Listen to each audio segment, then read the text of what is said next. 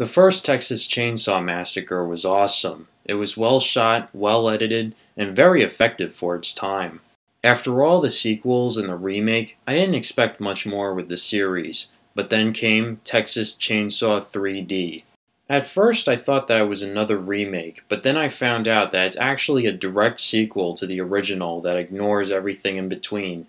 I was actually really stoked when I heard about this because I'm so sick of all these remakes that we're constantly exposed to, and it's like a breath of fresh air to finally watch a movie that pays respect to the original instead of trying to remake it.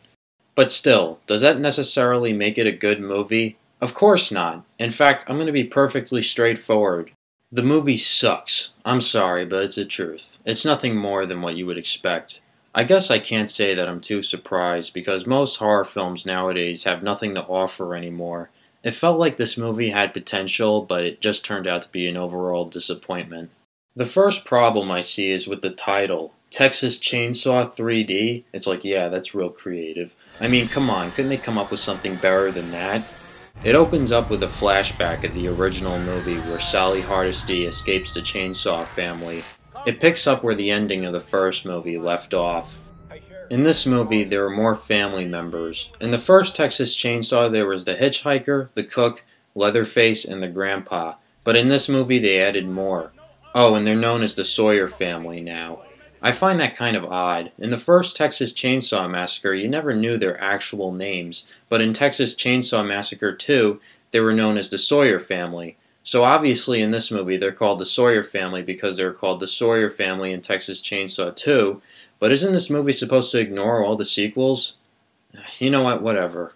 Oh, want to hear a little trivia? In this movie, Bill Moseley plays the cook. For those of you who don't know about Bill Moseley, he played Chop Top from Texas Chainsaw Massacre 2, and then he acted in some of the Rob Zombie movies.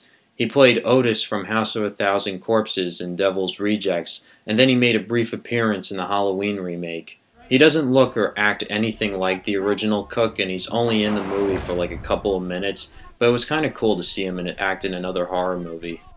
So the town sheriff arrives to the Sawyer house to arrest Leatherface and tries to make it a simple procedure, but then a bunch of hicks come out of nowhere to ruin everything, and they end up killing the family and burning the house down. They find a baby who is apparently the youngest Sawyer and who appears to be the only survivor and basically adopted. Then it skips to the year 2013, or at least I think it's 2013. One of the police officers uses an iPhone, so I think that's really the only indication you need. The infant is now an adult, and her name is Heather, by the way. She now discovers that she was adopted and her biological grandmother had just passed away and left her house to her in her will. So she and a group of friends go to the house, and they even pick up a hitchhiker along the way, which seems so predictable and stupid that you'll end up wondering why the hell would the writer even add this? But what happens may not be as predictable as you might think. Anyway, they arrive to the house, and they have yet to discover that Heather's long-lost cousin has been living in the basement. And yes, you've heard that right. Leatherface himself has been living in the basement this whole time. So apparently he had survived and escaped the Sawyer house when the townspeople burned it down, and they gave him an actual name now. His name is Jed. And gee, that was a nice thing that the grandmother did. She leaves her granddaughter a house where a mentally challenged, chainsaw-wielding maniac that came from a dysfunctional family of cannibals that kills people and wears their faces as masks currently lives. But that doesn't matter. The important thing is that he's family. Isn't that what really matters? So he ends up killing her friends, and he attempts to kill her, but that's only because he wasn't aware that she's his cousin. He must have thought she was an intruder. Poor guy. See, it was just a misunderstanding. So at this point in the movie, I found myself bored out of my mind. It was just cliche after cliche, and I thought it was going to go down the same path that most slasher movies go. But it ends up taking a direction where you wouldn't expect it to go. Believe it or not, Leatherface actually becomes an anti-hero. The real villain is actually the town's mayor, Bert Hartman. See, he was the one who was originally responsible for getting the townspeople to burn down the Sawyer house and kill them against the sheriff's will. He now discovers that not only is Leatherface still alive, but that Heather is a Sawyer, And to make matters much worse, Heather finds out that Hartman was responsible for the deaths of the Sawyer family. The rest of the movie is fucking retarded, so there's really no point in talking about it. I only saw this movie once, and I really don't intend on watching it again.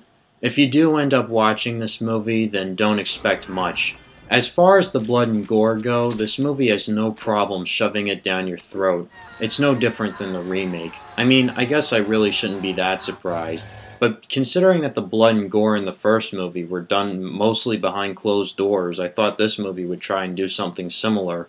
Despite how bad this movie may be, I'm glad that it actually showed some respect to the original movie and acknowledged its existence instead of remaking it for money. I've said my piece about this movie. It was a nice try, but it sucked.